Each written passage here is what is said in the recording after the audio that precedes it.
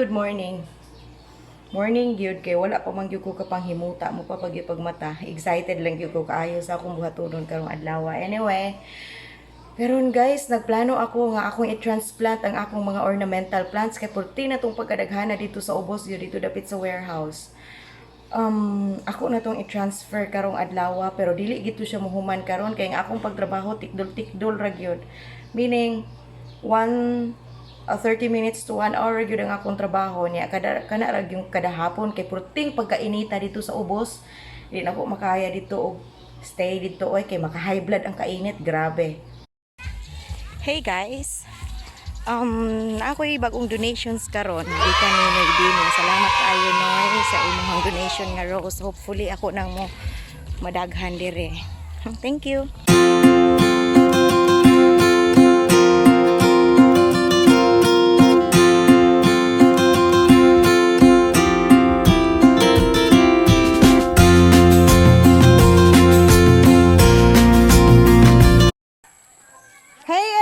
Welcome to my little garden kunuhay and nami bagong hire karon. Lingi gud kunok lang.